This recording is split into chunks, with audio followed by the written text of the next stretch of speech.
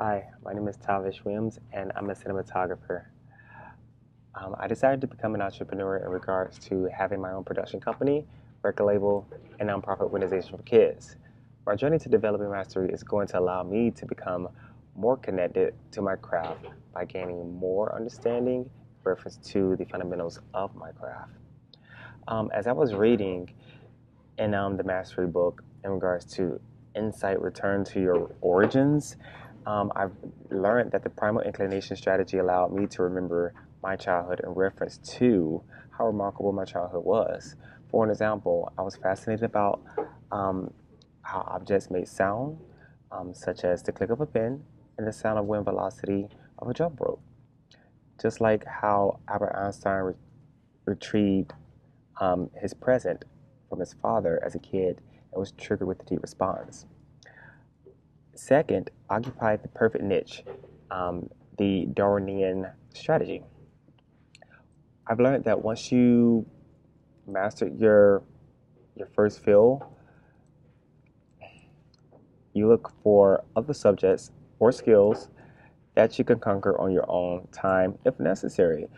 Um, you can now combine this added field of knowledge to the original one, perhaps creating a new field. I am a singer and a songwriter, and even though I am not an artist, I can create covers for songs for artists that create music that are mainstream. That would give me the ability to actually embrace my talents without actually neglecting what I love, and to be as authentic as possible and to be as expressive as possible and authentic. And that is actually a niche that I can actually dominate. Sorry. Third, just avoiding. I learned that from avoiding false path strategies, that a false path in life is generally something that we are attracted to for the wrong reasons, and it's kind of superficial to many people, materialistic. Some people just want the attention, but I feel as though if you're not connected to what you do, you're not going to love it forever. So it's kind of reflect upon your work, and it will result in a form of rebellion against, the forces that is pushed, from your original true path. So it's like knowing your true calling before, you know, it ends in a result of bad turmoil. Fourth, I learned about in regards to letting go of the past. I learned that it's up to you to find your life's task and guide it. And since you are your own person, it's up to you to actually foresee the changes that is going on right in front of you within your profession. Like for an example, I am a film graduate, actually, a cinematographer, and things are constantly changing.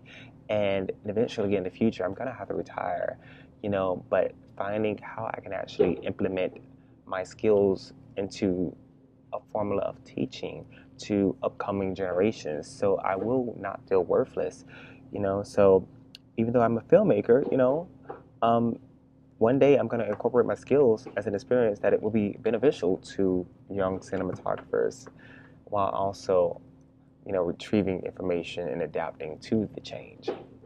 And last but not least, finding my way back. I've actually learned that, you know, in regards to the life and death strategy, the road to mastery requires patience and it requires sacrifice.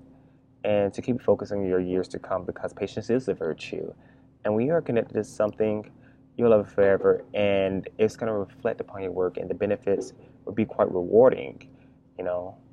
And that's because your work speaks for itself and that's basically sums that up.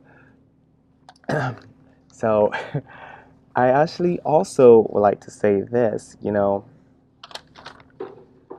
I describe my dream career path as not only as discovering talent, but also producing excellent films that will be something that the world can actually enjoy and that could carry on my legacy into something beautiful and vibrant.